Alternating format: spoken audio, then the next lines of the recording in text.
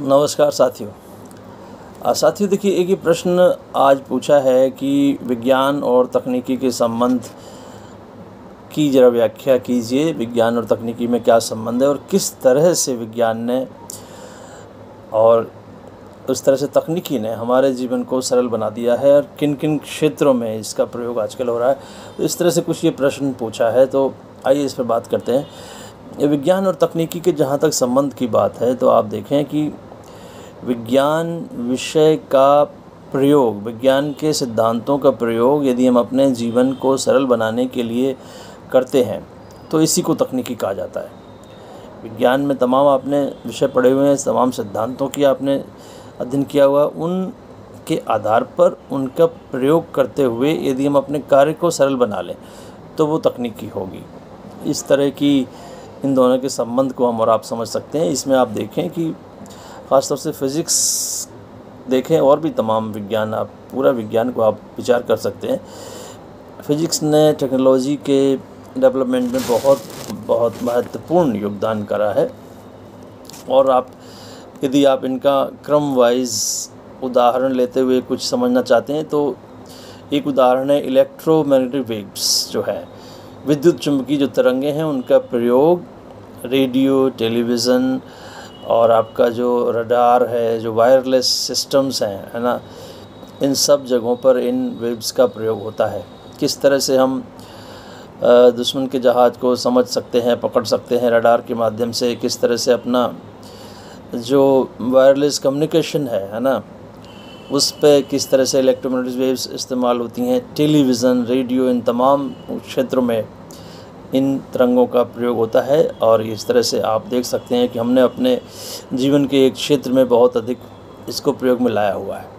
दूसरा, आप देखें कि जो न्यूटन्स के जो गुरुत्वाकर्षण के जो नियम है ना, वे जो हमारे जितने भी जियो सैटेलाइट्स हैं, जो सैटेलाइट्स को हम भेजते हैं और वो आगे आपको तमाम भौगोलिक और जो वातावरण संबंधी, जो मौसम संबंधी तमाम जानकारियाँ हमको मिलती हैं, उसके लिए जो न्यूटन की ग्रेविटेशन लॉ है उसका प्रयोग होता है।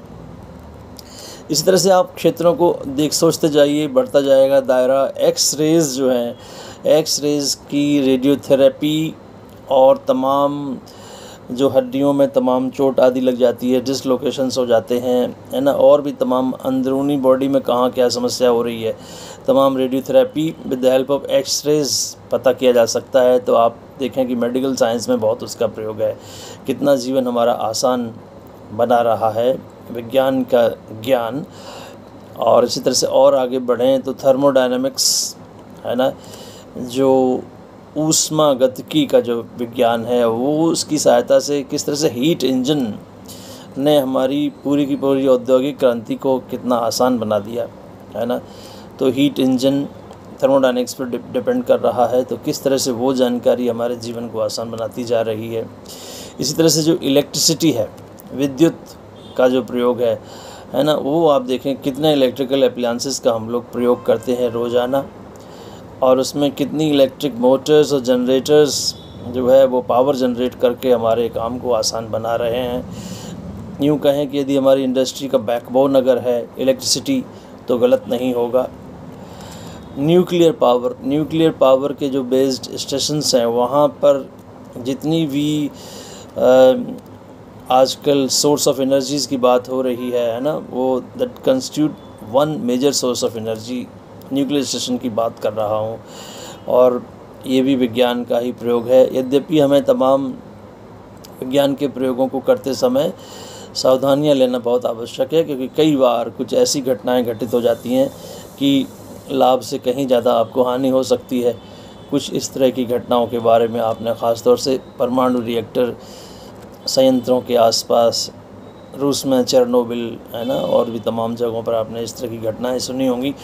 तो उन पर विज्ञान के बारे में कहते हैं कि ये हमारे लिए एक चमत्कार भी है और ये शाप भी है ना। तो इसका प्रयोग हमें बड़ी सावधानी से करना चाहिए।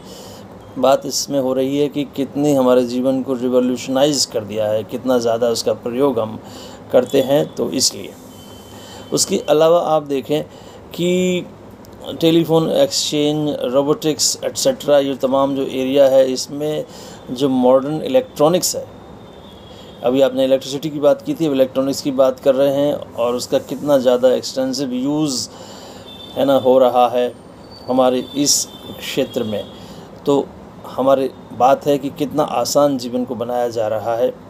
इसी तरह जो सिलिकॉन चिप्स जो हैं है ना, उन्होंने कंप्यूटर इंडस्ट्री में कितनी रिवॉल्यूशन लाई हुई है। कंप्यूटर के बगैर तो मुझे लगता है आजकल हम अपने जीवन को सोच भी नहीं सकते। और उसके बाद जो फ़ोन, मोबाइल आदि जो तमाम टेक्नोलॉजी आई हुई है उसमें कितना ज़्यादा इसका प्रयोग हो रहा है।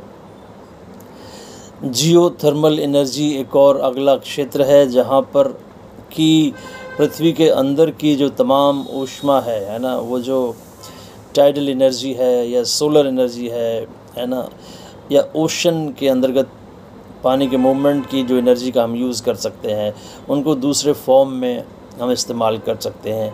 तो tidal energy and ocean energy that can be also transformed into some kind of usable energy. So इस तरह से आप देखेंगे कि यहाँ पर भी हम बहुत ज़्यादा आगे चले गए हैं, और भी क्षेत्रों की कमी नहीं है। आप सोचते जाएंगे, लिस्ट लंबी होती जाएगी।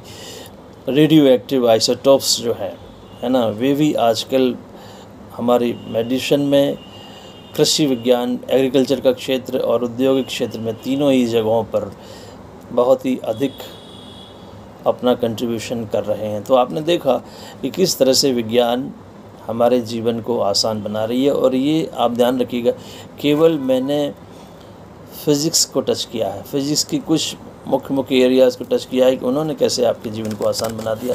इसके अलावा अभी केमिस्ट्री और बायोलॉजी और तमाम नए नए विज्ञान के क्षेत्रों पर आप यदि विचार करेंगे तो और आपको तमाम क्षेत्र मिल जाएंगे जहां हमारे जीवन को आसान बना दिया गया है।